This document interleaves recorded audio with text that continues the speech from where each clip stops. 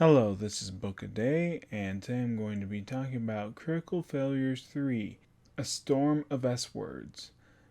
Caverns and Creatures Book 3 by Robert Bevan. This is a lit RPG. A lit RPG is a book that is based around an RPG engine that you normally see in a video game or tabletop game. This book specifically also falls under a urban fantasy. An urban fantasy is a story using fairy tale or supernatural creatures in a modern time period. For example, today. We start off with our misfits managing to find their way back into the real world. But, unbeknownst to them, they are still their CNC counterparts. So, they all teleport back to Earth, and they're still a bunch of misfits. The first person who gets sent over is Tim. They reasoned out that he might be the only person who can possibly figure out how to make the magic dice of Mordred work. He is sent over by a character from the end of Book 2 known as Professor Goosewaddle, a gnome who has high skills in the magic arts. More or less, he's able to teleport them back to Earth.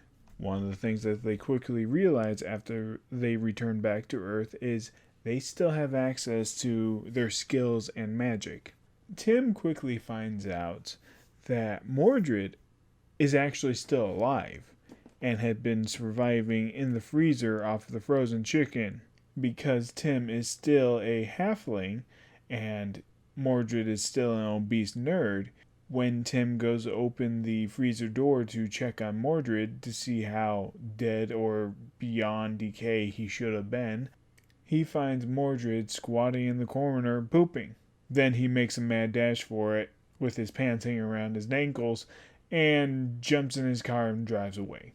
Meanwhile, Professor Goosewaddle decides that he's going to just teleport everyone over to Earth, and in exchange, they have to take him with them and show him around.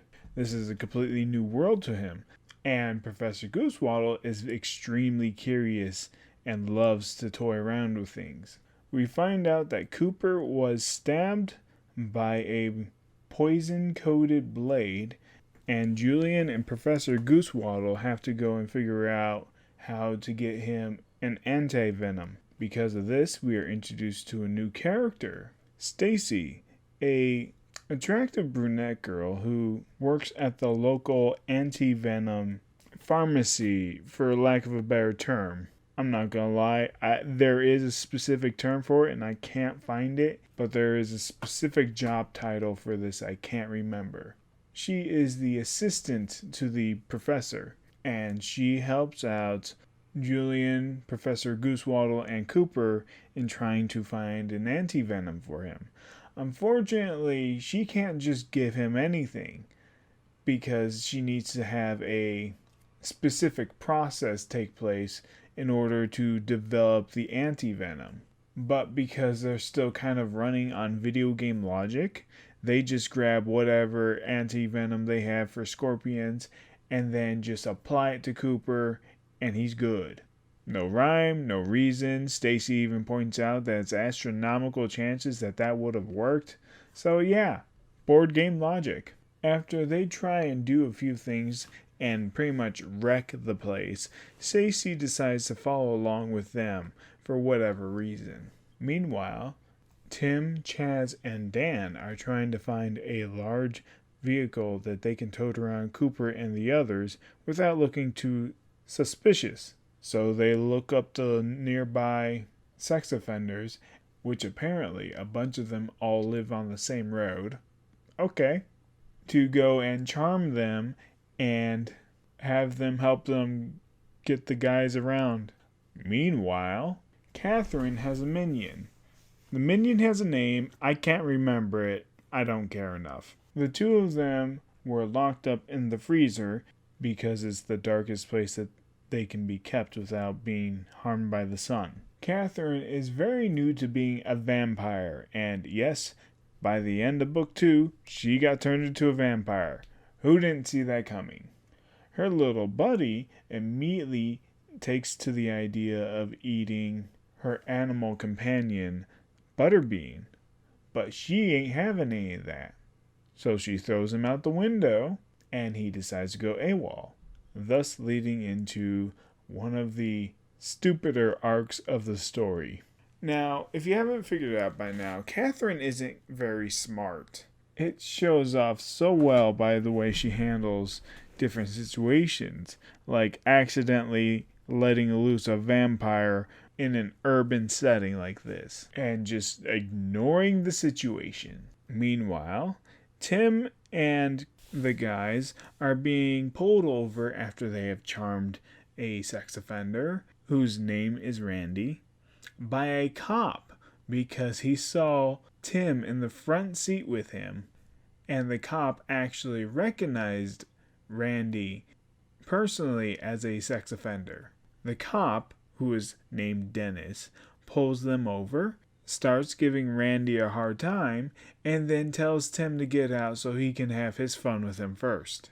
That's right, we have not only a dirty cop, but a quite filthy one. Needless to say, Tim did not get raped. They knocked out the cop, drug him into the back of the van, and tried to pull off the scene from Fight Club where they threatened to cut off someone's balls, and actually did it by accident. This is Dennis's story. He is constantly trying to run away or get his balls back. Randy, on the other hand, is actually a reasonable person, if a bit misunderstood. He is actually gay, and he was actually pulled over and sentenced for a sex offender situation. But in his defense, the person that he was with had a license saying they were over 20. This doesn't exactly pardon him for the entire situation, but he isn't actually a bad person. And he's constantly being influenced by Dennis because he has the law behind him. Kind of. We do have a lot of new friends in this book that we do follow along with, and it's more or less just an ongoing search for Mordred. Just a bit more urban fantasy and a little bit less lit RPG. With that said, there is plenty of the roll to get initiative kind of situation in the book, but unlike the first 2 books, they don't actually have access to their character scrolls to see how far they've progressed, due to the fact that they left them back with Frank in book 2.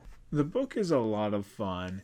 It's more of a road trip kind of situation, and the story follows with Tim taking the lead a lot more. It definitely sets up more of the group dynamic, where Julian, being originally the new guy to the group, also being somewhat of a helpful hand, if not a lucky duck, by coming up with certain ways to get around the situation. Cooper is still unbelievably gross and not that intelligent still, which begs the question of why Tim thought it would be good to have Cooper and Catherine go to run across the city to find her vampire minion. My God, it's hilarious watching the 2 of them trying to function.